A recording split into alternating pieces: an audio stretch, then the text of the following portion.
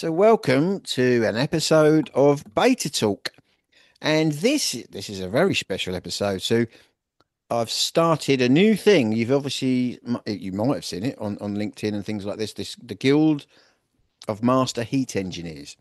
And it's associated with my newsletter. So I've expanded my media offering. I'm not just doing the podcast now. I've got a newsletter coming out which will feature case studies, heat pump case studies that are going on around the country that are being done by engineers and engineering companies that are in the Guild of Master Heat Engineers.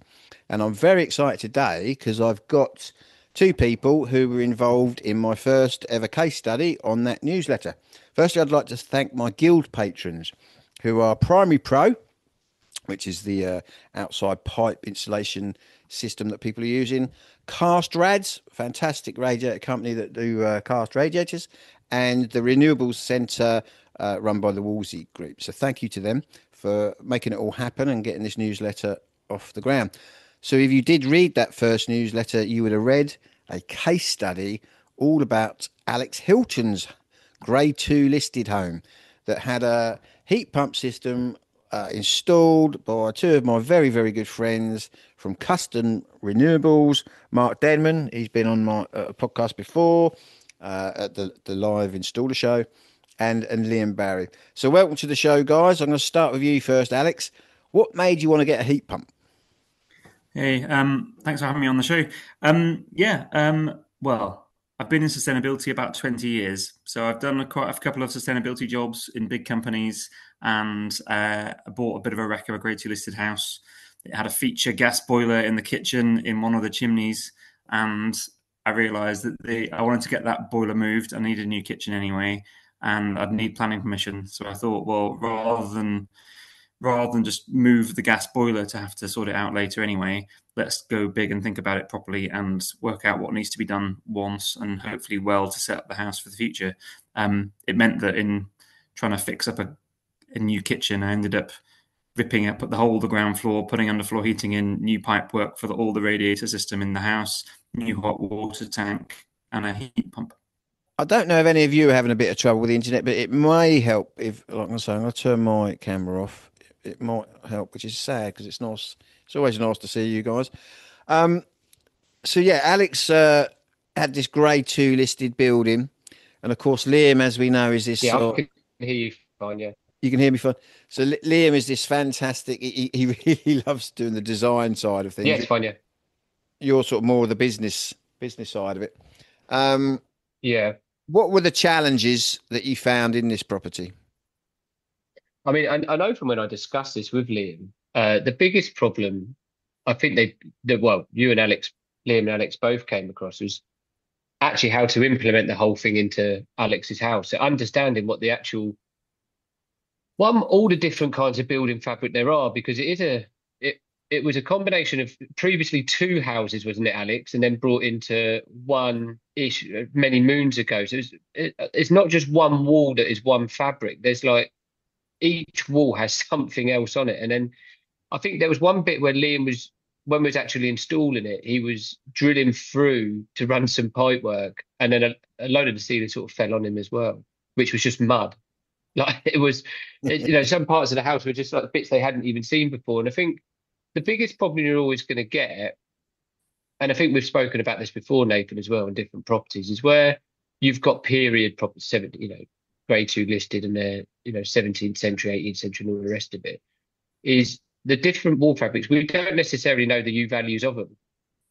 So where you're thinking about, I've got this fabric, and this fabric, and you go and do the research. And I know Liam looked into some old case studies that he found online, and he was looking at bits and pieces from there to try and get a bit of an understanding of what the actual heat loss would be. Is some of it is assumption and guesswork a little bit on it, just to like understanding what you think it could be. And it's not surprising that when the brick infill fell onto the heat pump, that Liam's first reaction was my assumption correct? I could just imagine that conversation straight away. He don't care about anything else, but was he right in what he thought was there? Mm. I think if you look at it as well, the house, to give people a bit of an idea, they might have seen the pictures on the case study. Like the back of it is sort of, I don't know what the word is, like chocolate box timber frame, and the top is timber frame.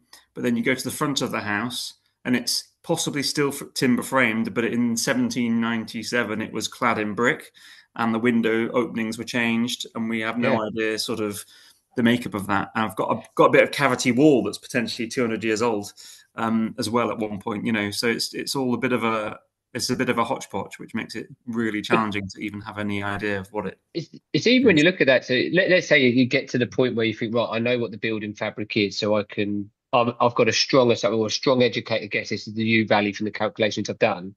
Is you then come to air changes, and you think, right, what is the air change of this? You know, is it better than what we think it is? Is it worse than what we think it is? So again, you put your engineering judgment on that again, and you go, right, I believe it's going to be this, and I hope it's going to be this. And in reality, it actually turned out it's worked really, really well. So, I mean, that's credit to Liam and his research he done into it. But if you haven't got an engineering background, or you're not as driven as Alex and Liam and that were to find the answers for this building, you could either come up with a really grossly oversized system or a really grossly undersized system. Whereas we know that the heat pumps now, especially with the modern inverter-driven compressors, you have got a leeway to go slightly oversized because they still modulate down very low. Especially with the Viessmann unit, we have that capability in it. But if you don't know what you're doing, or you're just coming into it and sort of not playing heat pumps, that's probably the wrong words to say, but stepping into it, this is the type of job that can really catch you in the backside and ruin you, and the confidence and everything as well. And then also the client's confidence in it. Yeah. Thankfully for us. Oh, Mark, I didn't catch that. So it's one of the best projects we've ever done because of the actual result and how brilliant Liam is. I don't want to say that again.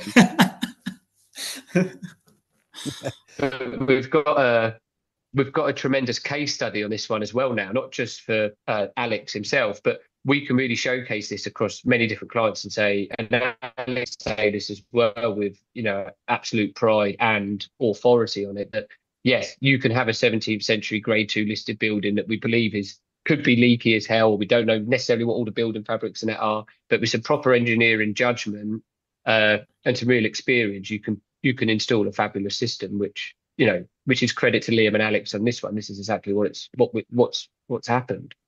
I loved when Liam said to me, "So the way I've designed it is sort of voids your warranty with Viessmann, but don't worry, it'll be fine. They know me, yeah. Because the only pump is in the external unit. There are no other pumps in the system, and he'd done the calculations, even though Viessmann would not give him the specs for the. Yeah, I even remember the day he turned it on, because I believe I think Tommy had come up as well, and I think Tommy was with Liam, wasn't he, when they done it from Alton and Jones, and they turned it on, and I was on the phone with him and I said, have we got flow rate? And he went, not at the minute, but I think it's air. And then Tommy's going, nah, it ain't air, you ain't got flow rate. And we're like, shit, we've got this wrong. And then there was a big guzzle, there was a big gurgle, all this air sort of just seemed to go through, and then the flow rate just started creeping up and the pump power started going down. And then I just heard Liam just go, fuck yes. He's got it. And then that was it. It was away, and like it's never looked back. It's a brilliant system. And then off the back of that, it was calculations that Liam and Damon Blakemore were doing in the background against the 16 kilowatt Viessmann, saying they believe they had around, I think it was about 2 meters head or 2.5 meters head they think they had after the pump. But Viessmann were telling us that it was nothing. There is nothing there. And they back engineered it, and they were proved right. It was exactly to the number that Liam and Damo thought it was from their calculations. So now we know we're pushing that 16 kilowatt Viessmann all over the place because we know we've got that head. And it was this project that proved that right from the maths, and the maths works.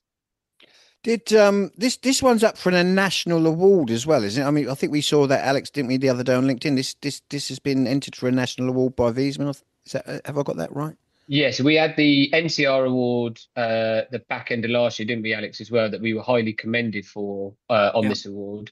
Liam has won the regional installer of the year awards on this project as well, and the sustainable award as well from the installer show. And then it's up now for the HVR awards, which Viessmann have put forward for Renewable Project of the Year, Heating Contractor of the Year, and another one as well. I think it's up for 3 or 4, isn't it? There's Just on this one. four. You 4, can't yeah, I get think it's rid of them. 4. Yeah, 4 awards just on this one project. So if we get any or place or anything on these, I think this project alone would have won nearly like 6 awards. What's it like, Alex, to be living in an award-winning home? It's vindicating for me doing something that my wife was like, I support you, Alex, but I don't think it's gonna. I'm a bit worried it won't work, and I just want a warm house. And everybody. Obviously, I know a lot of people in the industry who are not in heating, but they understand building fabric and they understand sustainability, and they're like, really, really, and it's like, yeah.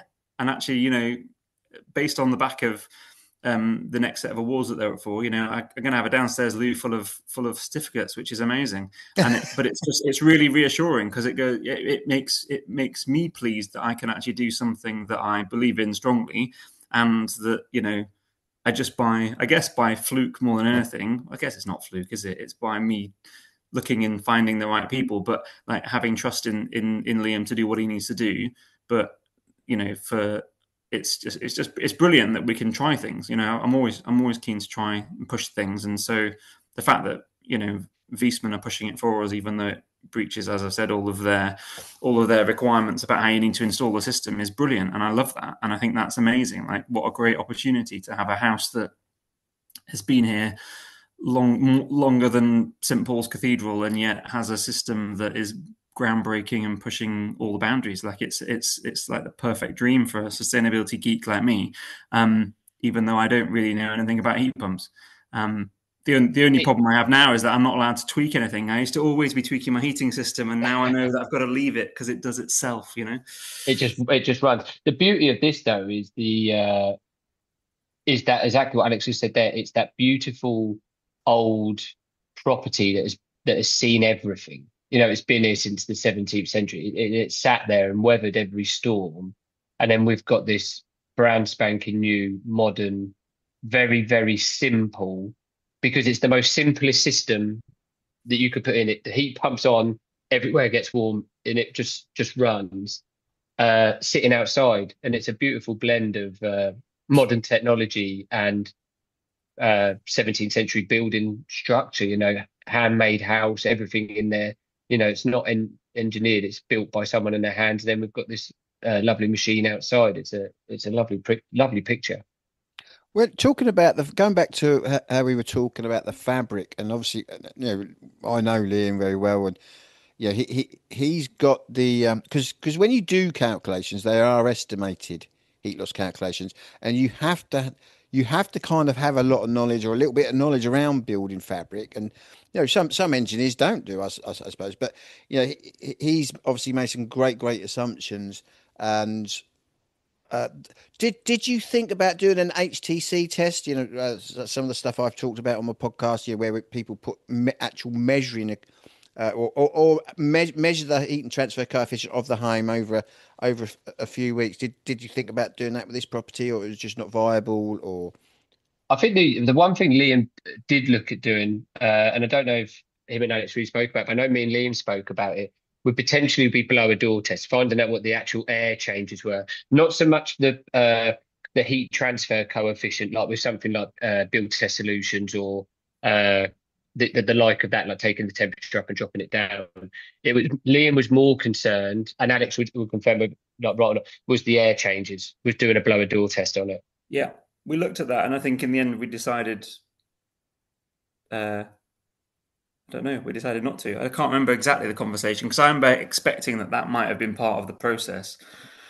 I think that the challenge was going to be like what actually. Well, I guess it was probably at the earlier stages of it, thinking, well, what's the opportunity to improve the fabric performance?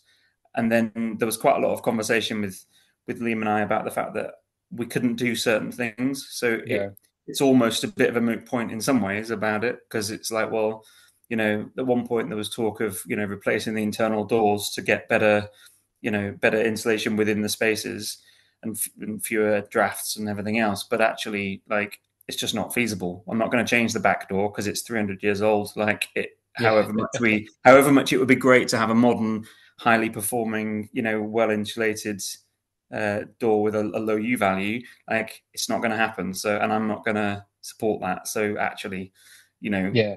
we made some fabric improvements on insulation basically and a bit of draft proofing, but in reality, I think we just decided it will probably tell us what we already knew, that it's probably quite leaky and the heat loss probably wouldn't change that much. No, not for the capital expenditure you'd probably pay on top of what you was already doing anyway. Yeah. You've I think also that got it. You've also got it on open energy monitor, so you're starting to get yeah, good, real data about the system, aren't you? Yeah. Yeah, exactly. So it's all there. And I mean, that was the most reassuring thing for me, to be honest, be able to actually see it and be actually able to confirm that it wasn't just all snake oil, I guess, to be able to see it compared to other systems. And I'm pretty sure now it's still, if not the best performing 16 kilowatt out Viessmann unit out there. It's not far off. yeah, Um, no, it's easily up there. There's not many outperform it. and it's, I think overall it's not far off, is it? Really not far No, off the top. So that's really reassuring for me because I was a bit nervous that we're going to be based on some of the horrendous cases that were floating around certainly a couple of years ago about terrible installs that were costing homeowners huge amounts in comparison to what they had bought. That was a sort of nervousness, and it was great to have that external validation that wasn't the Viessmann app that may well have been made to make the Viessmann systems look amazing or whatever it was. It was external kits that was publishing the data. I mean, I remember at one point there was the Open Energy guys came back and said to Liam, you're not reporting all your energy consumption, on the system. So you need to sort out, whatever connection it needs to be. You're not getting your baseload energy in, and so all of a sudden my performance dropped as we actually got all of the data in. It was brilliant that they're validating it. They're not just taking any old data and accepting it as fact, which I think is no, also it strong. was with the second because of the indoor unit on the Viessmann, when you have the open energy kit on it first time round, it would just pick up the compressor. So There it we wouldn't go. pick up the pump on the internal unit, which was picked up early by some of these installs that Damon, Craig, and that were doing as well. We were seeing that the results were too high, and then we realised that it was the internal unit not being picked up. You get that in there, and then you get the true Scott values of it and the true efficiency. And yeah, it does drop because you're obviously reading it correctly, but it's still showing that over 400%. I think it's over 450% on Yep. a 17th century house. But not just that, you get Scott, which is one figure, but also the running costs, the actual pound and pence that comes out of the pocket of the client. You would think that this system would cost a lot to run, but it doesn't. It's, if anything, I would have said it's outperforming what was there originally. And the house is a lot more comfortable. I mean, Alex can answer that, but Yeah. from what I know, it's a lot more comfortable to live in. I think it's a lot more comfortable because there's fewer drafts because we're heating the whole house in a balanced way. I actually also think, and this is my feeling more than my definitive answer on it, but one of the biggest problems with old timber frame houses is damp, moist wood, and actually we're keeping the house at a near constant temperature all the time, which I think is actually probably really good for the fabric. We haven't got hot spots and we haven't got cold spots. It's a nice ambient, warmth all round, which I think probably is good for the fabric. It might have also caused the panel to fall out because Yeah. timbers have shrunk ever so slightly, or over the winter period when they would have swollen, perhaps held the panels in. But I think overall it's probably good for it. It's been really nice for us, but it's also really good for the house, I think. Did you have any other companies come and have a look at your property to see if it could be heated with a heat pump, or did I you spoke, manage to find Mark and Liam straight away? Yeah, I spoke to a few others. Like we're members of the listed property, what's it called, listed property owners club, and they've obviously got various adverts and a whole directory of people. And I spoke to a few others. I think the I think because of the research I've been doing with Heat Geek and watching all of their stuff on YouTube, I think I was getting to grips with what I think I needed, and I just was not getting that from some of these companies. You know, they were saying, "Oh yeah, I've done a desk-based assessment of your house, and it's come out like this, and this is what you need." And I'm thinking, you can't do a desk-based assessment on my house. Like, it doesn't work like that. It's not, you know, it's not a red row house that was built 30 years ago that you could probably buy the plans offline. You know, it doesn't have that same, you know, simplicity to it. And that for me was a bit of a red, what's the word? A bit of an Red alarm light. bell for me. Yeah. And so that was where it was just I mean, those of you who've met Liam, you know what he's like. You know, he was like, yeah, that sounds really challenging. I'm up for it. You know, and it was, and that was for me part of the decision making as well. Like, you know, getting someone What did you think when you first? Because I can remember how I felt when I first met Liam. Because he's, bless him, he's yeah, we all have him lots in the industry, but because he's quite an interesting character when you first meet him, isn't he? Your brain, your cognitive biases, and all this sort of thing. Think, oh, what? You're a heating engineer, and I'm a heating engineer that knows lots and lots and lots of heating engineers. You know, we come in all different shapes and sizes. But what did you think when you first met Liam? I was amazed by the amount of like maths and calculation and science. Right? I guess Just maybe off his that's head, though, what's just that? literally off the top of his head. You ask him a question like that, he doesn't even get a bit of paper out or a calculator. It's just like Rain Man. It just comes out of his mouth. Yeah, but it's, you know, and you know, he's what, a little stocky, you know, rugby playing XL bully or Yeah, XS yeah, bully, and he looks like his dog, right? yeah. And you just don't expect it. I didn't expect that, and you know, I'm, Was you he know, wearing his I'm baseball? Was he wearing his baseball cap to the side? slightly off on Yeah. I am at an Yeah. angle. Yeah, yeah. I feel really But bad talking about him like this on no, but without him being on the call. that's half the charm of him is that they're and the one thing he always says to me, he goes, "No, I'm not a salesman. I can't sell that." And I always say to him, "But that's the beauty of it. You aren't a salesman. You are probably one of the best engineers or the best engineer in the country at this stuff. You know this like the back of your hand. So as soon as you start talking about it, you know exactly what the answers to the questions that the clients have, and that level of trust that he can put in people that if he says he's going to deliver something, he will move heaven and earth to deliver that, and that is him. And I think that's the beauty of where he's took custom renewables is the fact that it is exactly what it says, and it's bespoke, it's custom. Everything is designed to what that property is. I think And if that's the thing that makes him a great salesman as well. Like, he doesn't sell, no, but you know what? When he told me that we needed a 16 kilowatt Viessmann, I was like, yeah, that sounds great. And yeah, actually, you know, eventually the report comes through that completely validates all of that, and is pages and pages of data and stuff. Um, but actually, it's the reassuring, I guess, the care, isn't it? As you said, it's like yeah, it's the care, it's the attention, it's the obsessive details that he wants and needs to make sure that he's doing the right thing, which I yeah, guess is what makes him good, right? Because his systems work because he's done the maths to, you know, yeah. to use the phrase in a literal sense.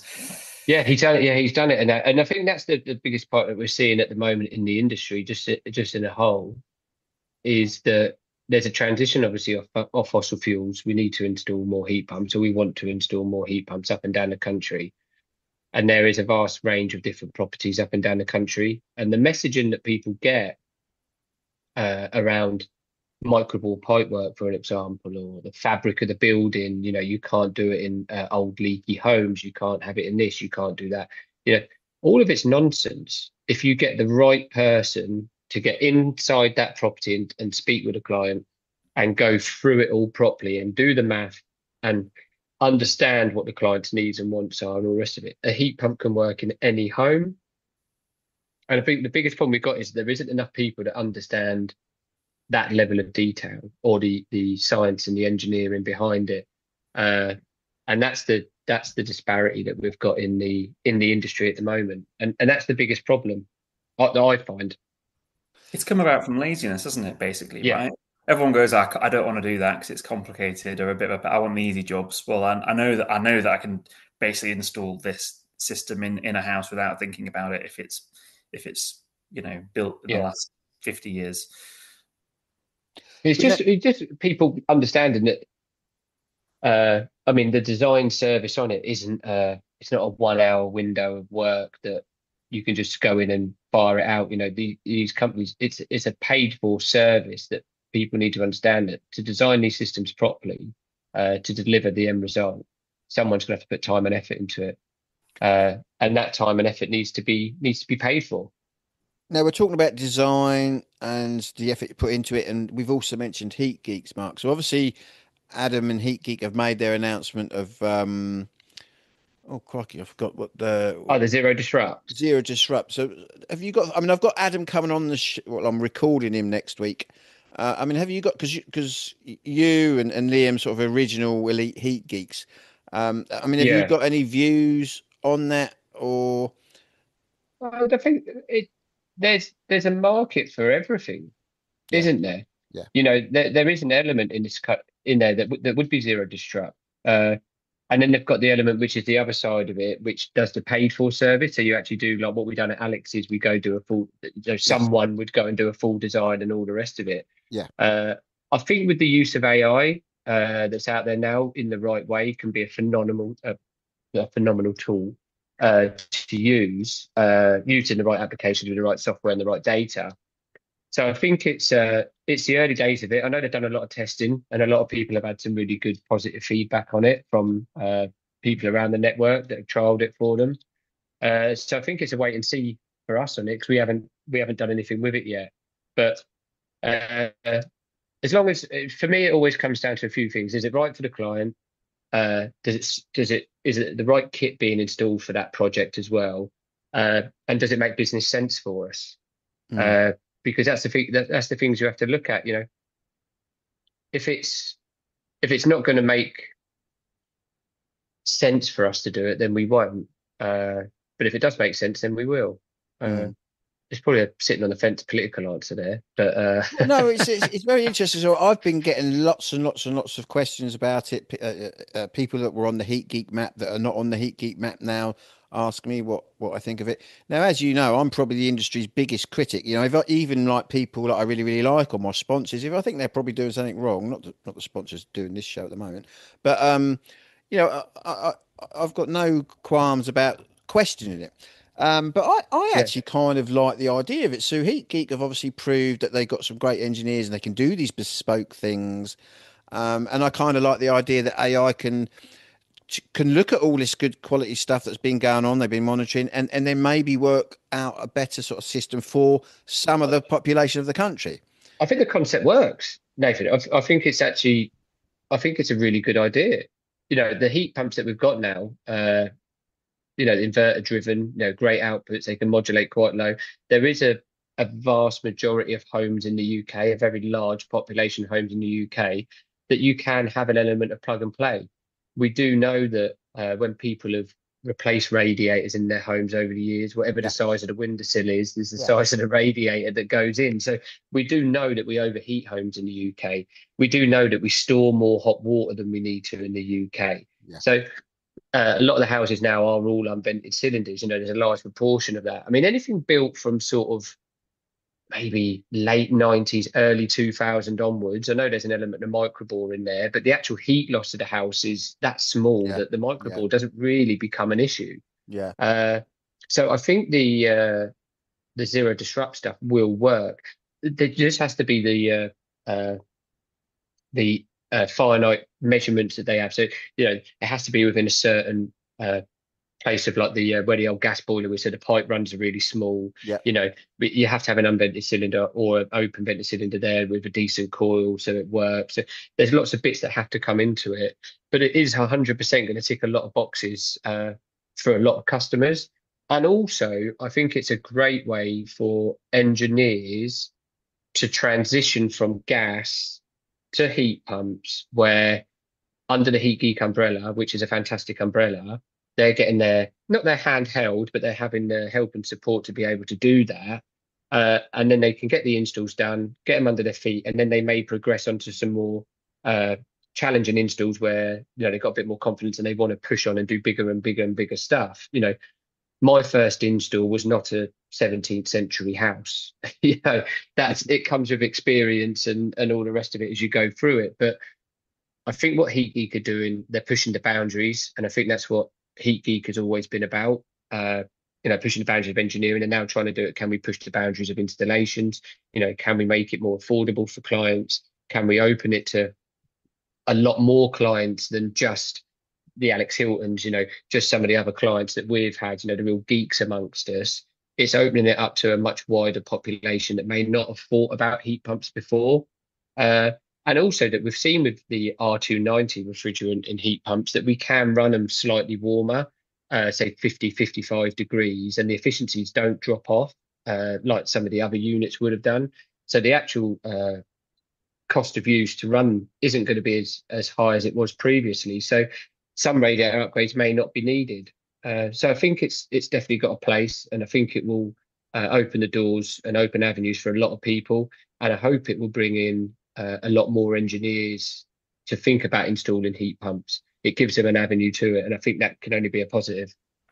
Yeah, I think so. I mean, there's a part of my brain that's is saying to myself, shouldn't I be criticising this more than because I've had an awful lot of feedback from all sorts of people, kind of criticising it a little bit. But I actually think if anyone's going to use this whole thing of AI to understand systems in the homes in the UK, it's going to be these guys. No one can do it better than them. I mean, you might get entities that understand AI better. I don't know. I don't know anything about AI, but they don't understand system design better and the science better.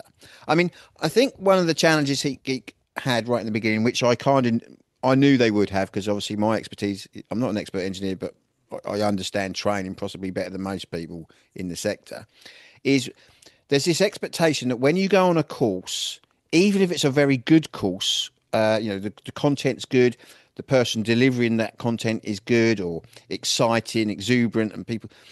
That's not what makes good engineers.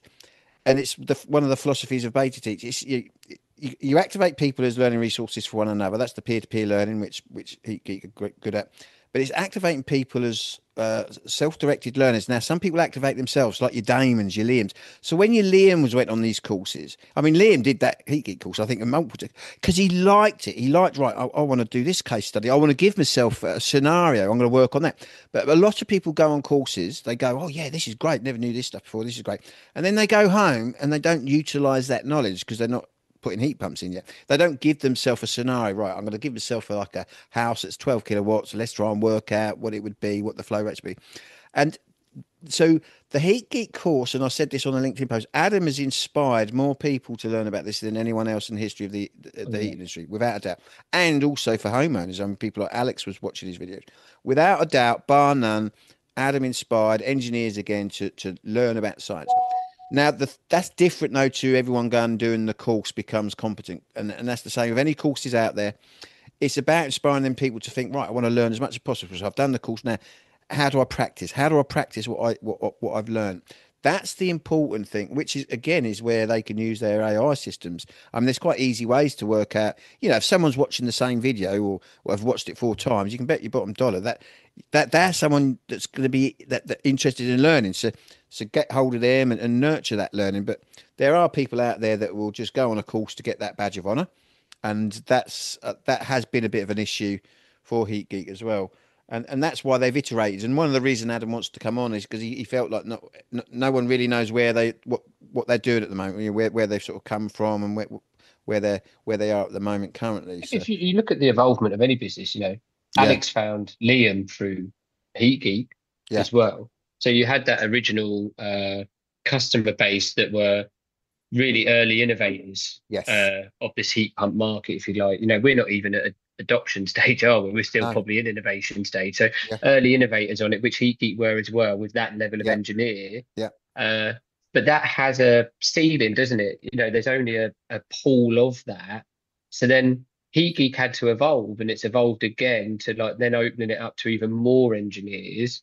And then it's evolved again to open it up to even more clients. And then it's that spread, isn't it? That earthquake of spread. You have to keep evolving that all the time to bring Yeah, more people in. Because if you don't, it would have just stagnated at where it is. So, the zero disrupt stuff, I think, is an evolvement that can now bring in more engineers, as you say, who have done the course. They can now put that course into practice on a certain type of job, get that experience, and then they can move on to doing the more complex jobs that they've got under there with their the black label stuff, where they've got to then design, yeah, implement, and install as well. So I think it's now a real path for people to come into it, yeah, and I think it's opening up to more clients as well. We've got to get to that place, right, where it's not heads of sustainability who've watched Heat Geek videos because they sort of want to know about it, getting the heat pump systems. We need to get to the place where, my neighbour who's doesn't just wants a new boiler can just have a new heat pump, and Yeah, then get to that point where you've got a tipping point where, if not a majority, a large minority have heat pumps, and they're yeah, fine. And they're fine, right? Most people's gas boilers will probably be not working very efficiently, will not probably be working that well, but they're fine. They provide heat. And actually, like, it's the thing that really annoys me about, like, sustainability stuff. If it's electric cars or it's heat pumps or whatever. Oh, but they're solar panels only work at 14% efficiency. Yeah, and do you have any idea about the performance of anything in your house that you've previously bought? Do you realize that the performance of your diesel car goes through the floor when it's cold outside because the viscosity of the fluid increases? No, because you've never thought about it, but you demand it of your electric car, and you know that you have to yeah, preheat the batteries. Like, it's this stupid, like, if it's new and sustainable, we have to have all the evidence, but if it's the old stuff, it's fine. We need to move away from that and get everybody just going, yeah, my heat pump's fine. I don't even think about it. It just provides the heating and it's cool. It's all right. you know but we can't do that if everything's always bespoke with only the best installers. Like, we've got to get to that bit more plug and play, haven't we, where yeah, Mrs. Miggins just gets a new boiler and maybe a new hot water tank, which she's used yeah. to because she did it 40 years ago, 50 years ago, or whatever, and nothing else. There's no other disruption. And that I think that's the beauty of it all, is that there is such a wide range and variety in the UK of clients, homes, systems, what's required, when it's required, who's going to do it, that there is a market for everything. And I think the zero disruption is exactly what Alex is, saying there, where you do have Mrs. Miggins who just wants a replacement. She wants to take the boiler off and put a heat pump in. Now there's a potential solution for that, which they're doing and running with, and we hope it works. It opens the doors to, let's say, an infinite number more people, which it probably is. Whereas before it was just going to be the geeks amongst us that want to do something, or someone that's got a load of money and really wants to do it. That's the other side of it. It has to be affordable and it has to be accessible for it to become maybe not a mass adoption, because that may not happen in the next few years, but we need to be pushing boundaries or pushing something towards that. And this is as close as we've got at the moment. Mm. I just want to pick up on a point there. Actually, I mean, you've been working in sustainability for a long while now, and I meet since I've been running my podcast and doing this sort of media thing.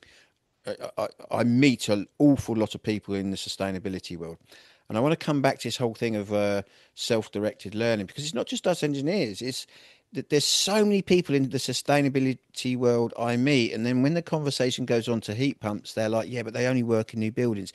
And I get so frustrated. I want to say to them, well, haven't you been watching anything like the Heat Geek videos? Haven't you done any research around this stuff? Because you're kind of supposed to keep up your professional development. It's no good if people actually working in sustainability are perpetuating this nonsense. I think the problem is sustainability is not one thing.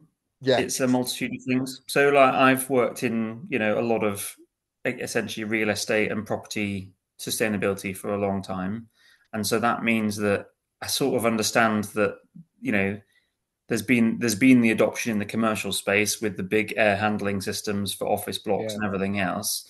And so it's not as alien to me about that, and the interconnection with, your solar and your batteries and everything else, and balancing that and thinking about the dynamics of the building. And we were talking about it earlier, weren't we, about, the 100 watts a person. So what does that mean in terms of the actual load that we need for the building, and then what's your purge overnight to get your office temperature back down so you can it's livable for the next day. But I work in packaging now, essentially, and so there's loads of people looking at sustainable packaging, interested in the fiber used in their particular packaging product that might be made of some sort of niche seagrass rather than timber, and that has nothing to do with heating systems, and they probably couldn't give less of a monkeys, but they might well be a sustainability person. But I wonder if there's something though about so I'm a fellow of ISEP, which is the Institute for Sustainability and Environment Professionals, was formerly known as IEMA, which is why I've just stumbled over it now. They'll be shooting me from the sidelines. But there's loads of people in that space who probably don't know enough about heat pumps, but are very good in their space and in their particular sort of swim lane. But actually, it's probably the sort of thing that there being some sort of interconnection between those sorts of entities that exist. And Heat Geek is, in some ways, is a little bit like that, right? It's a little bit like a professional body. It's not quite. And I guess your guild is a little bit in a similar vein as well. And actually trying to cross-pollinate some of these different groups so that you actually get the right information that is validated, is good, as opposed to what everyone does now and Googles it and it comes up with an AI snippet at the top, which is complete bollocks. And, actually is totally untrue. When most AI models are being based on Reddit information and the fact that if you asked how to stick pizza how to stick cheese onto a pizza on the AI model, and it said use PVA glue. Like, clearly that's not right, but that was the answer it was giving, and we're sort of getting into this world of just accepting what we're given rather than actually questioning it. And we're not being discerning about, or maybe we are being discerning, but we're not thinking about it. Like, where are the really quality bits of information coming from? And actually, if you're not in the sector and you haven't done any research and you're not that bothered, but you're sort of keen to think about it, are you going to come up against Heat Geek? And is it going to necessarily be the thing that you lean into? I don't know. Well, the reason I started my newsletter is because, let's say, I consult for Nesta and who owns sort of the behavioural insights team, and government energy department know that there's this big problem now with information. There's an exponential rise of information coming out onto the internet about heat pumps. A lot of it's incorrect. It's not because people want it to be incorrect, but there's some people like that as well. But lots of misinformation. So that's one of the reasons why I started this newsletter, which will feature case studies of great engineers that are in the guild, but it'll also do articles as well, so that there is a good resource for people to go to that are in the third sector. So that's a big problem. I mean, when I was being challenged the other day by someone who should really know better. They've been in the heating industry a long time, but they were saying, that case heat pumps aren't really that credible yet, and they kept referring back to the studies, the Energy Savings Trust study back in 2009, 2011, and the Electrification of Heat study, which is quite recent, Energy Systems Catapult and DESNES. And like I was trying to point out to them, but them studies are flawed. Now, it's not disingenuous to the people that designed the methodology behind them studies. Understandably, the people that designed them studies, especially the Energy Savings Trust one, thought, right, let's go and study a load of heat pumps and whether they work in properties. Understandably, they thought, right, well, who's going to put these heat pumps in? Well, it'll be accredited, qualified people. And that's where they got wrong. They got that one variable wrong, and it upsets the whole study. Because just because you're an MCS and you've got qualifications, it doesn't mean you know what you're doing, unfortunately. That's the industry. It's unfortunate, but that is the industry. So these reports and studies, which the naysayers of heat pump technology keep referring back to, they're flawed studies, because when you design a study, you want to sort of make sure you attenuate all your biases. Well, they couldn't do that. Now, this is the other reason I've started the guild. So if people want to do a study now, a heat pump study, Mark and I know, we could name 50 engineers that could put your heat pump systems in, and you're going to get a way, way higher average SCOP than the 2.8 that the Electrification of Heat trial got, because we're using engineers that know what they're doing. These studies used engineers, not everyone, but the majority, who did not know what they're doing. And even the company that got to pay to go and optimize and audit the systems. I'd argue didn't really know what they were doing. That's another story.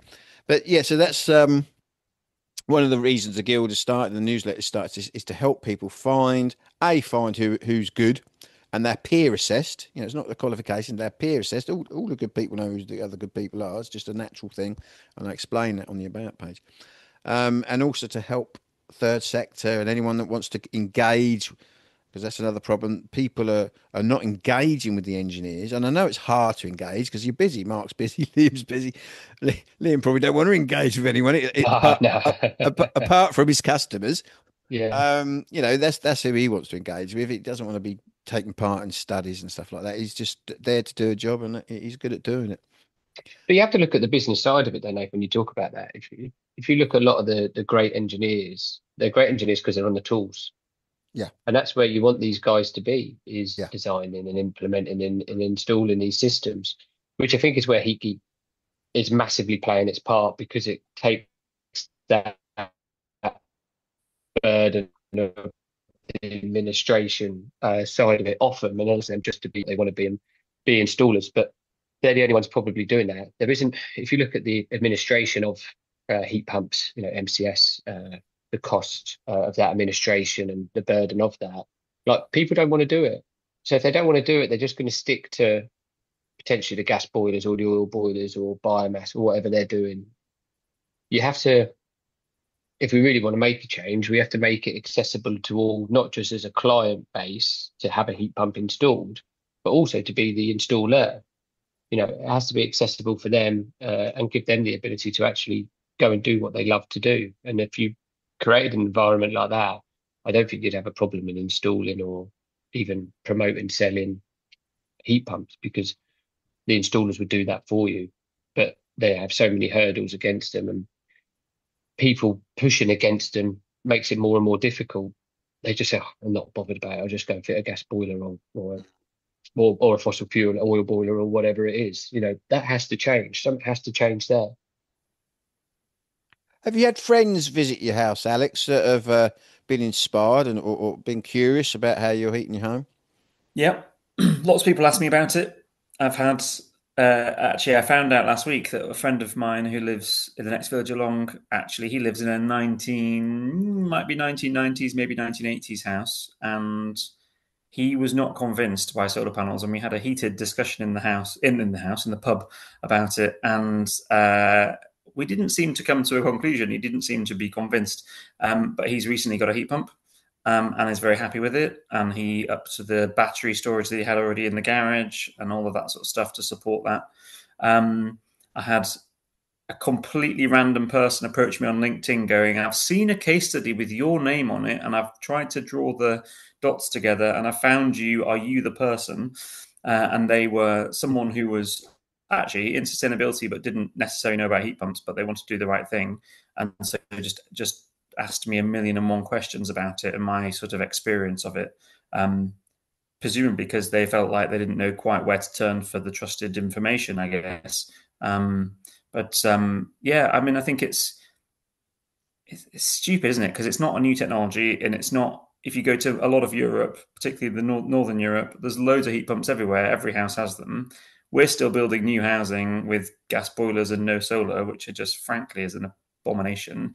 And so actually they're still not normal. So everyone's baffled by it. And our sort of local area, I think they've got, I should know the name of it, but like they've sort of got a climate action group across a sort of region of Buckinghamshire. And I've been approached if I'll do an open house to show people around, because there's obviously a lot of houses around the villages around Buckinghamshire near me that have, similar setups, sort of timber frame houses, and people who are sort of just don't know where to turn and think, as you say, that don't think that heat pumps are possible and need to see it to believe it. So we'll see how that goes, and whether I just get the usual people who know best but actually aren't going to take any action, or the people who actually do want to know more and are willing to take the step and invest in a heat pump. Mm. Well done on you having your, it's an multiple award-winning heat pump system.